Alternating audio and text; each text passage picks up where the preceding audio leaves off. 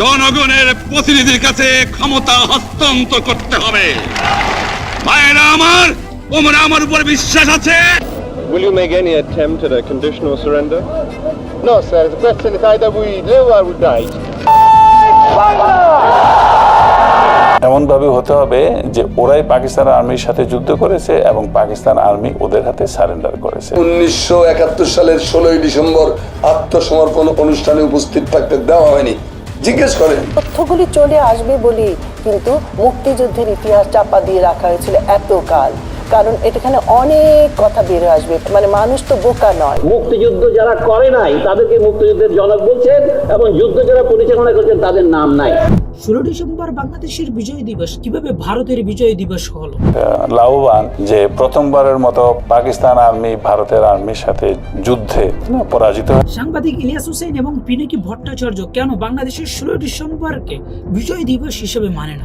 আমি 1971-এর ঘটনাকে মুক্তিযুদ্ধ বলি না, কারণ যেই যুদ্ধে আমাদের মুক্তি ঘটে না তারে মুক্তিযুদ্ধ বলাটা ভণ্ডামি। ভারতের বিজয় দিবস 16 ডিসেম্বর, আপনারা সবাই জানেন। বিজয় দিবস 16 তারিখ না 22 ডিসেম্বর? 22 তারিখ তাজউদ্দিন ঢাকায় ফেরে, প্রবাসী সরকার ঢাকায় ফেরে। তার আগে 6 দিন বাংলাদেশ শাসন করছে কে? ইন্ডিয়া শাসন করছে। কেন বাংলাদেশের বুদ্ধিজীবীরা 16 ডিসেম্বরকে বাংলাদেশের বিজয় দিবস হিসেবে মনে করে না? 16 ডিসেম্বরকে বিজয় দিবস মানি না। তৎকালীন পূর্ব পাকিস্তান যা আজকের বাংলাদেশ, সেটা নিয়ন্ত্রণ আসে পুরোপুরি জেনারেল অরোরার হাতে। যুদ্ধ জয়ের পরে যখন জেনারেলের কাছে আর এক জেনারেল, পরাজিত জেনারেল আত্মসমর্পণ করে, তখন ওই ভূখণ্ড ওই বিজয়ী জেনারেলের অধীনে আসে এবং বাই ডিফল্ট ওই জায়গায় সামরিক শাসন থাকে। এই গাড়িগুলাকে যখন পথে পথে দৃশ্য কয়েকজন আটকাই দিল যে আমাদের অস্ত্র নিতে পারবে না, তখন ভারতে বুঝছে যে পাকিস্তানি বা পূর্ব পাকিস্তানের ট্রাকে করে অস্ত্র নেওয়া যাবে না। ভারতীয় গাড়ি রং চেঞ্জ করে শত গাড়ি নিয়ে গেল। বাংলাদেশের স্বাধীনতা কিভাবে ভারতের স্বাধীনতা হলো? বাংলাদেশের বিজয় দিবস কিভাবে ভারতের বিজয় দিবস হলো? এসব বিষয় নিয়ে বিস্তারিত কথা বলার পূর্বে একটি কথা বলতে চাই, যারা এখন পর্যন্ত আমাদের এই চ্যানেলকে সাবস্ক্রাইব করেন অবশ্যই আমাদের এই চ্যানেলকে সাবস্ক্রাইব করবেন। আর যারা ফেসবুক পেজ থেকে দেখতে আসছেন অবশ্যই ফেসবুক পেজটা ফলো করে রাখবেন। ভিডিও ভালো লাগলে একটি লাইক করে যাবেন, ভিডিও ভালো না লাগলে একটি ডিসলাইক করে যাবেন। নিজস্ব কোনো মন্তব্য থাকলে অবশ্যই আপনাদের জন্য নিচে কমেন্ট বক্সে উন্মুক্ত, অবশ্যই নিচে কমেন্ট করে আমাদেরকে জানাইয়া যাবেন।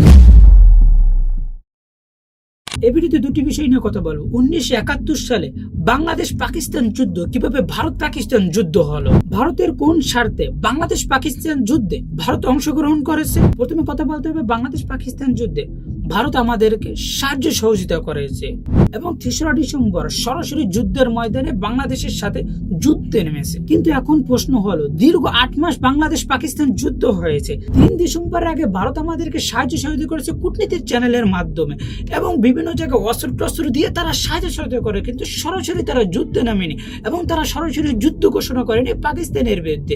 3রা ডিসেম্বর তারা যখন দেখেছে বাংলাদেশ সুনিশ্চিত বিজয় পাবে এবং সে সময় আমাদের বাংলাদেশের সমস্ত সেক্টর কমান্ডাররা মনে করেছিল কয়েকদিনের ভিতরে বাংলাদেশের বিজয় একেবারে সুনিশ্চিত।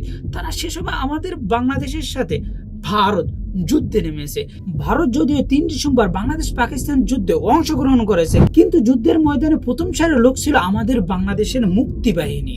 এই কথা আমি বলছি না, এটা আমাদের বাংলাদেশে একজন সেক্টর কমান্ডার মেজর জলিল বলছে। 3 ডিসেম্বর থেকে 16 ডিসেম্বর পর্যন্ত আমাদের বাংলাদেশে যে যুদ্ধ হয়েছে এবং ভারত যে অংশগ্রহণ করেছে, সেই যুদ্ধের প্রথম সারির মানুষ ছিল আমাদের বাংলাদেশের মুক্তি বাহিনী। ভারত শুধু নামে 3 ডিসেম্বর থেকে বাংলাদেশের স্বাধীনতা যুদ্ধে অংশগ্রহণ করেছে।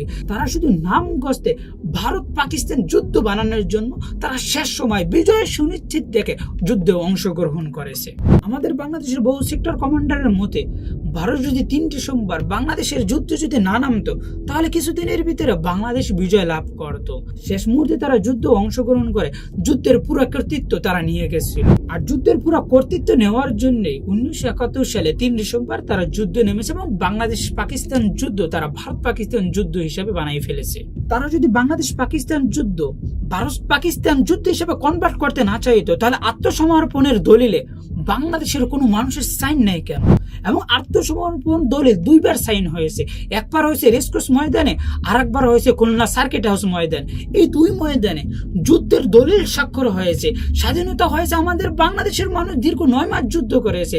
তারা শেষ দিয়া 10-12 দিন যুদ্ধ করে পুরো যুদ্ধের কর্তৃত্ব তারা নিয়ে গেছে। সে আত্মসমর্পণের দলিলে সাইন রয়েছে পাকিস্তানের জেনারেল নিয়াজি এবং ভারতের জেনারেল জেনারেল আরোরার?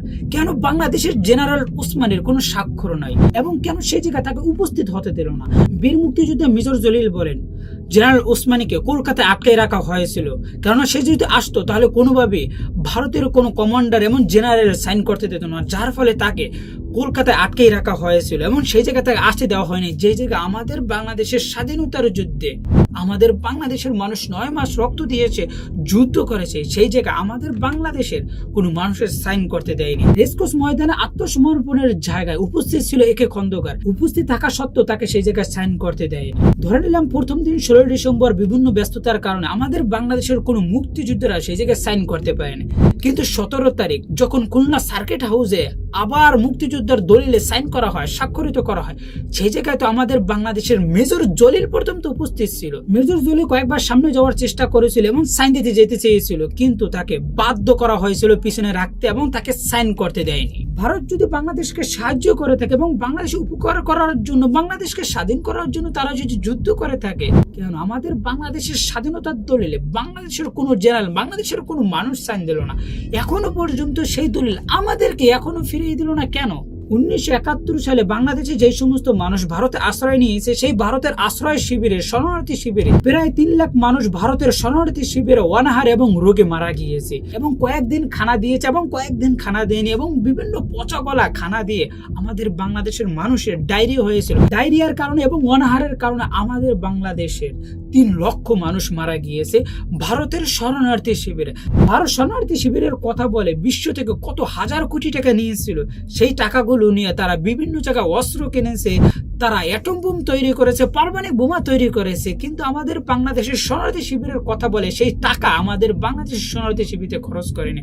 শুধু তারা শরণার্থী শিবিরের টাকা লুটপাট করেই ক্ষান্ত নয়, যুদ্ধ শেষে ভারতীয় সেনারা আমাদের বাংলাদেশের সমস্ত জায়গায় লুটপাট করেছে, এমনকি টয়লেটের আয়না পর্যন্ত তারা নিয়েছে এবং পাকিস্তানের আত্মসমর্পণ করার যে সমস্ত অস্ত্র ছিল, সমস্ত অস্ত্র থেকে শুরু করে গাড়ি বাড়ি এবং কল কারখানার যে মেশিন টিশিন সমস্ত জিনিস তারা নিয়ে গেছে আমাদের বাংলাদেশ থেকে। ভারতীয় বাহিনীর লুটপাট দেখে আমাদের বাংলাদেশের মুক্তিযোদ্ধারা তাদের বিরুদ্ধে যুদ্ধ ঘোষণা করেছিল এবং তারা বলেছিল আপনারা যদি আর লুটপাট করেন তাহলে সরাসরি আপনাদেরকে দেখা মাত্র আমরা গুলি করতে বাধ্য থাকিব। কিন্তু পরবর্তী সময় যে মেজর জলিল এই নির্দেশ দিয়েছিল, সেই মেজর জলিলকে গ্রেপ্তার করা হয়েছিল। এভাবে 1971 সালের বাংলাদেশ পাকিস্তান যুদ্ধ কিভাবে কনভার্ট হয়ে ভারত পাকিস্তান যুদ্ধ হলো, কিভাবে আমাদের স্বাধীনতার যুদ্ধ, আমাদের রক্তের অবদান এখন আমরা পাই না, আমাদের রক্ত নিয়ে এখন ছিনিমিনি করছে এবং কয়েকদিন পর পর তারা আমাদেরকে বলছে আপনাদের 1971 সালের যুদ্ধে আমরা সাহায্য সহযোগিতা করেছি। আর তারা কেন সাহায্য সহযোগিতা করছে সেই বিষয় নিয়ে এখন কথা বলছি। ভারত কেন বাংলাদেশকে স্বাধীন হওয়ার জন্য সহযোগিতা করেছে, তার ভিতরে সর্বপ্রথম কারণ হলো বাংলাদেশের ভৌগোলিক অবস্থান। বাংলাদেশের 3 পাশে ভারত এবং বাংলাদেশের অবস্থান এমন একটি জায়গায় রয়েছে, বাংলাদেশ যদি চায় যে কোনো সময়, এখনো যদি চায়, ভারতকে টুকরো টুকরো করে দিতে পারে, কিন্তু বাংলাদেশ চায় না বলে ভারত টুকরা টুকরা হয় না।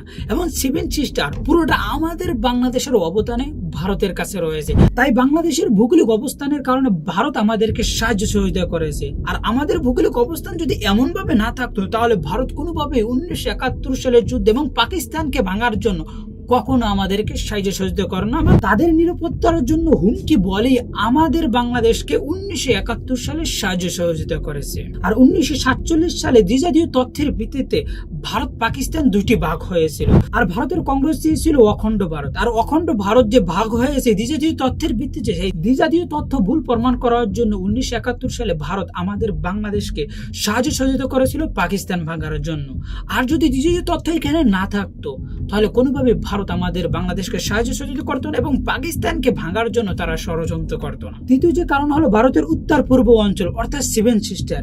7 সিস্টার 1971 সালের আগে বিভিন্ন জায়গায় স্বাধীনতার আন্দোলন হচ্ছিল, তারা বিভিন্ন জায়গায় তারা স্বাধীন হতে চেয়েছিল। সেই মুহূর্তে যদি বাংলাদেশ যদি ভারতের নিয়ন্ত্রণ না থাকে এবং পাকিস্তানের অধীনে থাকে তাহলে পাকিস্তান যে কোনো সময় ভারতের 7 সিস্টার আলাদা করে দিতে পারে এবং ভারতকে ভাঙতে পারে, যার ফলে সে সময় ভারত উঠে পড়ে পাকিস্তান ভাঙার ষড়যন্ত্র করেছিল যেন কোনোভাবে পাকিস্তান এক না থাকতে পারে এবং বাংলাদেশ নামে একটি রাষ্ট্র হবে এবং সেই রাষ্ট্রের মানুষরা ভারতের অধীনে থাকবে। ভারত যে বাংলাদেশকে স্বাধীন করে দিয়েছে এই বিষয় নিয়ে তারা সবসময় ধোকা দিতে পারবে এবং সবসময় কথা বলতে পারবে, কেননা এই রাষ্ট্রকে স্বাধীন করে দিয়েছে আমরা ভারতীয়রা। বারবার দেখেন না, কয়েকদিন পরপরই তারা বলছে তোমরা এমন নেমক হারাম, তোমাদের মতো নেমক হারাম আর কেউ নাই, তোমাদের রাষ্ট্রটা তৈরি করে দিয়েছে আমরা তোমাদেরকে সাহায্য সহযোগিতা করেছি, 1971 সালে আমরা যুদ্ধ করেছি। তার এই কথা বারবার বলার জন্য এবং সেভেন সিস্টার তাদের হাতে নেওয়ার জন্য এবং তাদের হাতে রাখার জন্য অখণ্ড ভারত যেন থাকতে পারে, বর্তমান যে ভারত আছে সেই ভারত যেন কোনোভাবে ভেঙে না যায়। এবং সেভেন সিস্টার যে সমস্ত মানুষরা স্বাধীনতার জন্য আন্দোলন করতেছিল সেই আন্দোলন যেন কোনোভাবেই যেন বাড়তে না পারে। পাকিস্তান যেন ভেঙে চুরমার হয়েছে, এই কারণে ভারত 1971 সালে বাংলাদেশকে সাহায্য সহযোগিতা করেছে। এটা হলো 3 নম্বর কারণ। তারা আমাদের উপর দয়া করেছে, আমাদের উপর করুণা করে আমাদের 1971 সালে স্বাধীন করে দিয়েছে, এটা তারা বারবার বুঝাইতে চায়। আর এটা বোঝানোর জন্য সর্বপ্রথম আমাদের বাংলাদেশের ভারতের গোলাম ছিল বঙ্গবন্ধু। বঙ্গবন্ধু এমনভাবে বাংলাদেশকে বিকৃত করে দিয়েছে, সে সময় আমাদের বাংলাদেশের স্বাধীন আর্মি ছিল না, আমাদের বাংলাদেশের নিজস্ব আর্মি ছিল না, আর্মিকে একেবারে বাদ দিতে চেয়েছিল, সেরা রক্ষী বাহিনী গড়তে চেয়েছিল। আর বঙ্গবন্ধু যে রক্ষী বাহিনী তৈরি করতে চেয়েছিল এবং যে রক্ষী বাহিনী তৈরি করেছে সেই রক্ষী বাহিনী ছিল ভারতের গোয়েন্দা সংস্থার রয়ের একটি টিম, এবং ভারতের গোয়েন্দা সংস্থা রয়ের হয়ে বাংলাদেশে কাজ করত। এবং রক্ষী বাহিনী 1971 সালের যুদ্ধের পর আমাদের বাংলাদেশে যেভাবে জুলুম নির্যাতন করেছে, আর রক্ষী বাহিনী তৈরি হয়েছে মুজিব বাহিনী থেকে, যেটা হলো আওয়ামী লীগের। চতুর্থ যে কারণ হলো 1965 সালে ভারত পাকিস্তান যুদ্ধ হয়েছিল, সেই যুদ্ধে ভারত পাকিস্তানের কাছে শোচনীয়ভাবে হেরেছিল। 1965 সালের পূর্বে চীন এবং ভারত যুদ্ধ হয়েছিল, সেই যুদ্ধে ভারত শোচনীয়ভাবে পরাজয় বরণ করেছে। আর ভারত এই দুইটা যুদ্ধে যে পরাজয় বরণ করেছিল সেই পরাজয় বরণ সুদ নেওয়ার জন্য সুযোগ নিয়েছিল আমাদের বাংলাদেশের। আর তারা সে সময় আমাদের বাংলাদেশের যুদ্ধ নেমেছে, যে সময় আমাদের বাংলাদেশ পাকিস্তানের বিভিন্ন জায়গায় হেরে দিয়েছিল এবং বিভিন্ন জায়গায় আমাদের বাংলাদেশ স্বাধীন হতেছিল, এমন একটি সময় তারা আমাদের বাংলাদেশের স্বাধীনতার যুদ্ধ নেমেছে 3 ডিসেম্বর। ইতিপূর্বে নামলে না কেন? তারা যদি আমাদের বাংলাদেশকে স্বাধীন করতেই চাইতো এবং আমাদের বাংলাদেশের জন্য যদি যুদ্ধ করতে চাইতো, তাহলে কেন ইতিপূর্বে তারা নামলো? 3 ডিসেম্বর নামলো কেন? এবং যে সময় আমাদের বাংলাদেশের প্রত্যেকটা সেক্টর কমান্ডার বলেছিল যদি ভারত না নামতো তাহলে আমরা এই যুদ্ধ বেটা জিততে যাইতাম। বালেরা পরবর্তী সময় নামে আমাদের বাংলাদেশের মান সম্মান নষ্ট করেছে এবং আমাদের বাংলাদেশের স্বাধীনতার কর্তৃত্ব পুরোটাই তারা নিয়ে গেছে। এবং তারা যে সময় যুদ্ধ নেমেছে সে সময় আমাদের বাংলাদেশের একজন মুক্তিযোদ্ধা, আমাদের বাংলাদেশের মুক্তিযোদ্ধা জেনারেল ওসমানী পর্যন্ত বলেছিল ভারত কেন যুদ্ধ নেমেছে, আমরা চেয়েছিলাম যে আমাদের যুদ্ধ করে আমাদের স্বাধীনতা আমরা নিজেরাই অর্জন করব, ভারত কেন যুদ্ধ নামলো? তারা এই কারণে রাগান্বিত হয়েছে জেনারেল ওসমানী, কারণ আমরা সে সময় যুদ্ধ অলরেডি জিতে গিয়েছিলাম। কিন্তু তারা নামগস্তে বিজয় সুনিশ্চিত দেখে তারা আমাদের বাংলাদেশের স্বাধীনতার যুদ্ধ নেমেছে এবং যুদ্ধ নামার পর পুরো কর্তৃত্ব তারা নিয়ে গেছে। স্বাধীনতার যে দলিল সেই জায়গায় পর্যন্ত আমাদের বাংলাদেশের জেনারেল ওসমানের পর্যন্ত একটি স্বাক্ষর নাই এবং স্বাধীনতার 2টা দলিলের কোনো দলিলে আমাদের বাংলাদেশের কোনো মানুষের সাইন নাই, সেই জায়গায় আমাদের বাংলাদেশের মানুষ উপস্থিত থাকা সত্ত্বেও। আর এভাবে বাংলাদেশ পাকিস্তান যুদ্ধটা ভারত পাকিস্তান যুদ্ধ রূপ নিল এবং বিশ্ব এবং বহির্বিশ্বকে তারা দেখাতে পারলো পাকিস্তান ভারতের কাছে হেরেছে এবং সেই জায়গায় ভারত বিজয় লাভ করেছে। আর 1965 সালের যুদ্ধে হারেরও প্রতিশোধ নিয়ে নিল ভারত। এভাবে আমাদের স্বাধীনতা তারা কেড়ে নিয়েছে। আমাদের বাংলাদেশ পাকিস্তান যুদ্ধরা কনভার্ট হয়ে ভারত পাকিস্তান যুদ্ধ হয়ে গেল। পঞ্চম যে কারণ হলো নেহরু বা ইন্দিরা ডক্ট্রিন। এটা হলো যেমন অখণ্ড ভারত আপনারা শুনেছেন না, তেরুমি একটি ভাব, সেটা হলো নেহরু ডক্ট্রিন হলো ভারত হবে এমন একটি রাষ্ট্র যে রাষ্ট্রের আশেপাশে যে সমস্ত রাষ্ট্র থাকবে সকলেই ভারতের নিয়ন্ত্রণে চলবে। আর ভারত যে সময় যেটা বলবে আশেপাশে যে সমস্ত রাষ্ট্র থাকবে সকলেই সে সমস্ত কথা মানতে বাধ্য থাকবে, সকলেই তাদের স্বায়ত্ত শাসনে থাকবে। যেমনভাবে আমাদের বাংলাদেশের উদাহরণ দিয়ে বোঝায়, হাসিনা যে সময় ক্ষমতা ছিল ভারত যে সময় যেটা চাইতো বাংলাদেশের কাছে যে সময় হাসিনা সেটাই দিয়ে দিত ভারতকে। আর এর দ্বারা হলো স্বায়ত্ত শাসন থাকবে, তুমি নিজের মতো করে শাসন করতে পারবে কিন্তু রাজনীতিক এবং সমস্ত জিনিস নিয়ন্ত্রণ করবে ভারত। নেহরু ডক্ট্রিন বা ইন্দিরা ডক্ট্রিন মানে হলো তারা স্বায়ত্ত শাসন করবে, উপমহাদেশের রাজনীতি থেকে অর্থনীতির সমস্ত জিনিস নিয়ন্ত্রণ করবে ভারত, যার ফলে ভারত বিভিন্ন সময় আমাদের বাংলাদেশের অর্থনীতি, আমাদের বাংলাদেশের রাজনীতি, কূটনীতি সমস্ত বিষয় নিয়ে নাক গলায় এবং আমাদের বাংলাদেশে একটা যুদ্ধের জাহাজও কিনতেছে সেই বিষয়ে ভারত নাক গলায়। কেননা তারা চাইতে আছে তাদের আশেপাশে যে সমস্ত রাষ্ট্র থাকবে সমস্ত রাষ্ট্র তাদের কথা মতো চলবে। নেহেরু ডক্ট্রিন মানে হলো এটা। আর তারা অখণ্ড ভারত প্রতিষ্ঠা করতে চায়। আমরা যদি অখণ্ড ভারত প্রতিষ্ঠা করতে তাদেরকে বাধা না দিতে পারে, তাহলে অতি শীঘ্রই আমাদের বাংলাদেশ ভারতের অন্তর্ভুক্ত হবে। যেভাবে আমাদের বাংলাদেশের স্বাধীনতা তারা কেড়ে নিয়েছে, আমাদের 16 ডিসেম্বর বিজয় দিবস তারা কেড়ে নিয়েছে, আমাদের স্বাধীনতার দলিল যেভাবে তারা কেড়ে নিয়েছে, আমাদের বিজয় দিবস, আমাদের স্বাধীনতা, আমাদের মানচিত্র, সমস্ত জিনিসকে একের পর এক তারা কেড়ে নেবে। তাই ভালো থাকবেন, সুস্থ থাকবেন। এই বিষয় নিয়ে আমাদেরকে সতর্ক থাকতে হবে। যদি আমরা সতর্ক না থাকি, আমাদের বাংলাদেশের সব থেকে বড় ভুল হবে। তাই আমাদেরকে এই মুহূর্তে সতর্ক থাকতে হবে, আমাদেরকে চৌকন্না থাকতে হবে। ভারতের কোনো কথাই শোনা যাবে না। যখন থেকে আমরা ভারতের কথা শুনবো, তখন থেকে আমাদের বাংলাদেশের ক্ষতি হওয়া ছাড়া আর কোনো উপায় থাকবে না। তাই ভারতীয় কোনো গোলাম আমাদের বাংলাদেশের জন্য না আসতে পারে, এবং আমাদের বাংলাদেশের জন্য স্বায়ত্ত শাসন না হয়, ভারতের স্বায়ত্ত শাসনের অধীনে যেন আমাদের বাংলাদেশ না থাকে, আমাদের বাংলাদেশ স্বাধীন চেতে এক বাংলাদেশ যেন থাকে, ভেবে আমাদের কাজ করতে হবে। যারাই ভারতের পক্ষে কথা বলবে তাদেরকে শেষ করে দিতে হবে। ভিডিও শেষের দিকে এসে পড়েছে। আমাদের বাংলাদেশ পাকিস্তান যুদ্ধ শেষ হওয়ার পর আমাদের বাংলাদেশের প্রধানমন্ত্রী ছিল সেই সময়কার শেখ মুজিবুর রহমান বলেছিল পাকিস্তানের যুদ্ধবন্দীদের বিচার করব। তার পরিবর্তিতে সে সময়কার পাকিস্তানের প্রধানমন্ত্রী ভুট্টো বলেছিল আমাদের বাংলাদেশের কোনো অধিকার নেই যুদ্ধবন্দীদের বিচার করার। কেননা এই যুদ্ধটা হয়েছে ভারত পাকিস্তান যুদ্ধ, বাংলাদেশ পাকিস্তান যুদ্ধ হয়নি। বাংলাদেশের কোনো অধিকার নাই পাকিস্তানের যুদ্ধবন্দীদের বিচার করার, কারণ আমরা আত্মসমর্পণ করেছি ভারতের কাছে, আমরা যুদ্ধ করেছি ভারতের সাথে, আমরা বাংলাদেশের সাথে যুদ্ধ করিনি। আর বাংলাদেশের কোনো অধিকার নাই। এখন যারা বলবেন আমাদের বাংলাদেশের যুদ্ধ 1971 সালে ভারত সাহায্য করেছে, এখন আপনি কি বলবেন?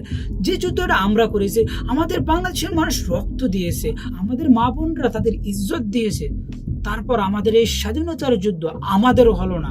যাদের সাথে যুদ্ধ করেছে তারা পর্যন্ত বলছে এই যুদ্ধ তারা আমাদের সাথে করেনি, তারা ভারতের সাথে করেছে। তারা আত্মসমর্পণ করেছে ভারতের কাছে, এবং আত্মসমর্পণের দলিল এবং বাংলাদেশের স্বাধীনতার দলিলে বাংলাদেশ শব্দরা উচ্চারণ করে না, এবং বাংলাদেশও সেই জায়গায় নেই। সেই জায়গায় ভারত পাকিস্তান যুদ্ধ হয়েছে সেটা উল্লেখ করা আছে, কিন্তু বাংলাদেশ পাকিস্তান যুদ্ধ হয়েছে সেই কথাটা উল্লেখ নেই। আমাদের বাংলাদেশের স্বাধীনতার দলিলে বাংলাদেশ কথাটা পর্যন্ত উল্লেখ নেই। আপনি কিসের জন্য যুদ্ধ করেছেন আর কিসের জন্য 16 ডিসেম্বর আমাদের বাংলাদেশের বিজয় দিবস মনে করেন, যেই জায়গায় আমাদের বাংলাদেশের মানুষের কোনো সাইন নেই, এবং যাদের সাথে যুদ্ধ করেছে তারা পর্যন্ত বলেছে তারা আমাদের সাথে যুদ্ধ করেনি। যুদ্ধবন্দীদের বিচার করা অধিকার আমার নাই, এবং যুদ্ধবন্দীদের কাছ থেকে আমরা যে সমস্ত অস্ত্র পেয়েছি, যুদ্ধবন্দীদের কাছ থেকে আমরা যত মালামাল পেয়েছি, অস্ত্র থেকে রসদ, সমস্ত জিনিস ভারত নিয়ে গেছে। আমরা 1971 সালে যুদ্ধ করার পর নামে শুধু স্বাধীন হয়েছি, বাস্তবে আমরা কখনোই স্বাধীন হইনি। তাই আমাদের বাংলাদেশকে স্বাধীন করার জন্য আমাদেরকে সংগ্রাম করতে হবে, আমাদেরকে প্রতিবাদ করতে হবে, আমাদের স্বাধীনতা আমাদের ফিরিয়ে আনতে হবে, এবং ভারতের পক্ষে যারা কথা বলবে তাদের বিরুদ্ধে কথা বলতে হবে। এবং যারা বলবে ভারত আমাদেরকে সাহায্য করেছে, তারা আমাদেরকে সাহায্য করেনি, আমাদের স্বাধীনতা তারা কেড়ে নিয়েছে, আমাদের সাথে ধোঁকাবাজি করেছে, 2 নম্বরই করেছে, যুদ্ধের পর কর্তৃত্ব তারা নিয়ে গেছে। 1971 সালে আমাদের বাংলাদেশের মানুষ পড়েছে, আমাদের বাংলাদেশের মানুষ রক্ত দিয়েছে, কিন্তু যুদ্ধের কোনো কর্তৃত্ব এবং যুদ্ধের কোনো জায়গায় আমাদের বাংলাদেশ শব্দটাও পর্যন্ত নাই। এবং স্বাধীনতার দলিল আমাদের বাংলাদেশ নেই, স্বাধীনতার দলিল আমাদের বাংলাদেশের জেনারেল উসমানী থেকে শুরু করে বাংলাদেশের কোনো মানুষের পর্যন্ত সাইন নেই। এই যুদ্ধটা কি আমাদের যুদ্ধ ছিল, নাকি ভারতের পাতানোর ষড়যন্ত্রে পা দিয়েছে পাকিস্তানিরা, এবং নতুন একটি রাষ্ট্র তৈরি হয়েছে যার নাম হলো বাংলাদেশ? পাকিস্তানিরা যেহেতু আমাদের সাথে যুদ্ধ করেনি এবং স্বাধীনতার দলিলে আমাদের বাংলাদেশের কোনো সাইন নেই, এই স্বাধীনতা থেকে আমাদের 16 ডিসেম্বরের যে বিজয় দিবস, সেই বিজয় দিবসকে আমাদের নাকি ভারতের? এখন একটু বুঝে দেখেন, আমাদের বিজয় দিবস কেন ভারত পালন করবে না? সে থেকে আমাদের কোনো কর্তৃত্ব নাই, আমাদের কোনো সাইন নেই, স্বাধীনতার দলিলে বাংলাদেশ শব্দটা পর্যন্ত নাই, এবং যারা যেতে চেয়েছিল এবং যারা সাইন করতে চেয়েছিল তাদেরকে বন্দী করা হয়েছে, এবং কারোকে সামনেই আসতে দেওয়া হয়নি। এটাই ছিল কি আমাদের স্বাধীনতা? আর এই স্বাধীনতার জন্য আমরা আন্দোলন করেছি, এবং স্বাধীনতার জন্য আমাদের বাংলাদেশের মানুষ রক্ত দিয়েছে। কেন আমাদের স্বাধীনতা ভারতের স্বাধীনতা হবে না? এটাই হলো সব থেকে বড় কথা। তাই আমাদের ভাবতে হবে, বুঝতে হবে যে যারা কথায় কথা বলেন ভারত 1971 সালে সাহায্য করেছে, তাদের জন্য তারা আমাদেরকে সাহায্য করেছে, আমাদের জন্য তারা আমাদেরকে সাহায্য করেনি। তাই সতর্ক থাকতে হবে। ভারতের মতো বন্ধু যে রাষ্ট্রের আছে সেই রাষ্ট্রের আর কোনো শত্রুর দরকার নয়, যেভাবে আমাদের বাংলাদেশের জন্য সব থেকে বড় শত্রু হলো ভারত। দিনের পর দিন কাঁটাতারে আমাদের বাংলাদেশের মানুষ বলছে সীমান্তে পাখির মতো গুলি করে আমাদের বাংলাদেশের মানুষকে হত্যা করেছে, যেভাবে কাঁটাতারে ঝুলাই রেখেছে ফেলানির লাশকে, এভাবে আমাদের বাংলাদেশের স্বাধীনতা কাঁটাতারে ঝুলাই রেখেছে এবং তাদের জাদুঘরে রয়েছে, কিন্তু সেই স্বাধীনতার কাগজ, স্বাধীনতার দলিল এখনো পর্যন্ত আমাদের বাংলাদেশ পায়নি। তাই ভালো থাকবেন, সুস্থ থাকবেন। এবং আমাদের বাংলাদেশে যে সমস্ত কুকুরের বাচ্চারা ভারতের পক্ষে কথা বলে ভারত আমাদের 1971 সালের স্বাধীনতার জন্য সাহায্য করেছে, তাদেরকে জুতা দিয়ে পিটাবেন। এবং যে সমস্ত মুক্তিযোদ্ধারা, যে সমস্ত কুকুরের বাচ্চারা ভারতের কথা বলবে, সে সময় তাদেরকে জুতার মালা দেবেন। সে মুক্তিযুদ্ধ হোক এবং তাকে নকলক জবাই করা দরকার। শুয়ারের বাচ্চারা, তাদের জন্যই আমাদের বাংলাদেশ আজকে বিশ্বের মাঝে মাথা দাঁড়াতে পারে না। কেননা তারা স্বাধীনতার যুদ্ধ করেছে ভারতের পক্ষে কথা বলার জন্য, আমাদের বাংলাদেশকে স্বাধীন করার জন্য না, আমাদের জন্য তারা যুদ্ধ করেনি। যে শুয়ারের বাচ্চারা ভারতের পক্ষে কথা বলে বাংলাদেশের হয়ে 1971 সালে যুদ্ধ করেছে, তারা ভারতের জন্য যুদ্ধ করেছে, আমাদের জন্য যুদ্ধ করেনি, আমাদের বাংলাদেশের জন্য যুদ্ধ করেনি। আর যে সমস্ত আওয়ামী লীগেরা আছে 1971 সালের পুরো যুদ্ধে আওয়ামী লীগের কোনো বড় নেতা নিহত হয়নি। ছাত্রলীগ থেকে শুরু করে আওয়ামী লীগের যত অঙ্গ সংগঠন কেউ 1971 সালে যুদ্ধে অংশগ্রহণ করেনি। হ্যাঁ, শেষ মুহূর্তে করেছিল, যদিও সরাসরি সম্মুখের যুদ্ধ তারা ছিল না। ওই 3 ডিসেম্বর যে সময় ভারতীয় বাহিনী ঢুকেছে, সে সময় মুজিব বাহিনী নামে একটি কুকুরের বাচ্চাগুলো নামে ছিল, সেই কুকুরের বাচ্চা নামে যুদ্ধ করেছে, কিন্তু বাস্তবে যুদ্ধ করেনি। আর মুজিবের যুদ্ধে কি অবদান ছিল এবং মুজিব 71 সালে যুদ্ধ চাইছে কিনা এবং আমাদের বাংলাদেশ স্বাধীন হোক এটা চাইছে কিনা, এই বিষয়ে যদি আপনারা বিস্তারিত ভিডিও চান সেটা অবশ্যই আমাদেরকে জানাবেন, অবশ্যই আপনাদের জন্য বানাবো। তাই ভালো থাকবেন, শুধু আমার চ্যানেলের পাশে থাকবেন। যারা এখন আমাদের এই চ্যানেলকে সাবস্ক্রাইব করেন অবশ্যই চ্যানেলকে সাবস্ক্রাইব করবেন। যারা ফেসবুক পেজে দেখতেছেন অবশ্যই ফেসবুক পেজটা ফলো করে রাখবেন, আমাদের সাথেই থাকবেন। এবং এই ভিডিওতে যে সমস্ত বিষয় নিয়ে কথা বলে, এই বিষয় নিয়ে আপনাদের কি মন্তব্য অবশ্যই নিশ্চয়ই কমেন্ট করে আমাদেরকে জানিয়ে যাবেন।